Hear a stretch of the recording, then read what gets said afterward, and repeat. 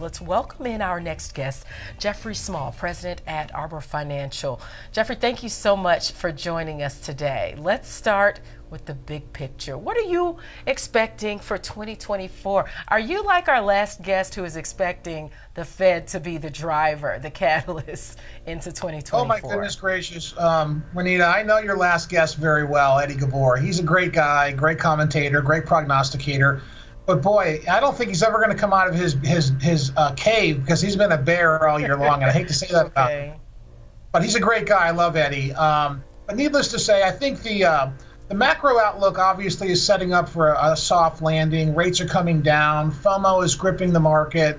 We're pre-pricing in right now in the market, rate cuts in March, which I think is a little premature, even though all the economic indicators are saying, that's about when the Fed will start to lower rates. I think it's going to be more like June or July. But it doesn't change the fact that a new secular bull market has already started in tech, and it's going to be really the leader of that parade is going to be AI, is going to drive that the next 2 years. And so this is really an early 1990s style moment in tech, maybe not quite as exaggerative as the founding of the internet, but tech is going to really be a hard charger the next 24 months because of AI. We're going to see explosive growth. And so that means the Magnificent Seven are going to continue to march. It's hard to believe that in some respects, just because of how high some of the valuations are, which really makes more people cautious on these names than necessarily bullish. What would you say to the folks who are cautious on these names because they are pretty high valuations? Well, they've always been selling at a premium in terms of their valuations, but the underlying factor is that, and 3 or 4 of these quality names, the Magnificent Seven, the institutional ownership is not where it should be. It's actually quite low, between 70 and 60%. That is historically much lower than it should be. Now, these Magnificent Seven companies have blown out earnings and the fastest rate increase in history over the last 18 months, rate cycle increases in history. And we expect them to continue to do well from an earnings perspective. And with rates coming down, that improves their valuation. And so I don't think we've hit the peak. Are we going to have the growth that we had the last year and a half in the tech stocks, even though the NASDAQ is still down 1% over the last 24 months? It's had an incredible year. So we're kind of fighting our way back to the top here again from where we were prior to 24 months ago. But what we do see is that these stocks are going to continue to grow, probably at 25, 30% pace the next 12 months. And so don't expect 100% return, something more reasonable. And so sit back and relax and enjoy the show, because these stocks are going to outperform again. And the reason you say is because of mostly an AI push, these picks that you have, that's Amazon, Meta, Microsoft, Apple. Well, I think there's the soft landing component, there's the lowering of interest rate component, there's the fact that their earnings are going to keep expanding on the bottom line and the top line, and then you put AI on there, and you've got the recipe for a perfect storm of bullishness, especially with this grouping, Renata. This looks like a great play right now to me. It's not too pricey to buy. It's institutionally under-owned right now with a lot of these. And that tells me that that's not a bad place for us to be at this time. I mean, the little guy usually gets left behind, but to be able to own Meta when it's only 70% institutionally owned, or own Amazon when it's only 61% institutionally owned, is a great time to get in. Now, you, on the other hand, say that NVIDIA is too expensive, and maybe Tesla as well. What are your concerns over there?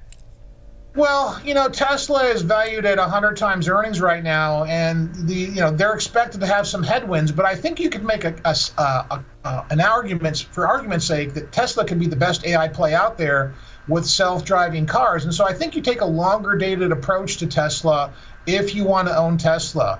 But I think that from their car business the next 12 months, it's going to be a little more challenging than people realize, and we see earnings declining and actually revenues declining. And so as far as NVIDIA goes, they're kind of the godfather of all of this AI revolutionary stuff. It all begins with them, but they're going to have some competition next year with AMD and other chip makers bringing out their own AI chips. And so, is NVIDIA priced to perfection right now? I would have to say yes. And so I would love to buy NVIDIA at a 50% discount from their prices today. But today, for me, it's just too pricey. Okay, so we've talked about all of the Magnificent Seven but one, Alphabet. Is there a reason why you haven't included that? Well, I think Alphabet's got some legal headwinds they're facing, and they're they've got great opportunity for growth, just like the rest of them, especially in the AI space. But we see them doing the least amount of earnings revenues the next 12 months. And so that kind of makes them, hate to say it, the bottom of the barrel of the best 7 stocks in the market. And so I would just prefer to own the others that have a better earnings ramp and a better AI play to turn the AI into revenues. And that's not Google at this time. Jeffrey, what are a few of the names outside of the Magnificent Seven that are tech names that you will be watching into next year? Well, we're watching Mongo, we're watching Palantir, we're watching CrowdStrike, we're watching a lot of companies in the cyberspace that can materially improve their bottom line by utilizing AI. And that's the number one question is, AI sounds great on the surface, but how does it transition into revenues? Apple's going to have a suite of AI apps that are going to be coming out. They'll have some revenue generated from that in the service side of the business starting in 2025.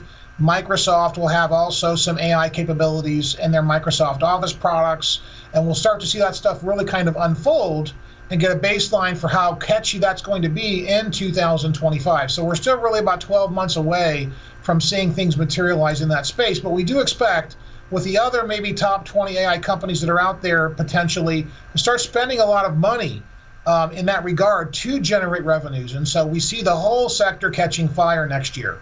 All right, we will see what happens, but you're absolutely right, because somewhere along the end of the summer or so, we saw all of the tech trade, the AI trade sort of level out. And we actually go into great detail about that in our end of the year special that'll be airing next year. So, Jeffrey Small, we appreciate you so much for coming. Thank you so much.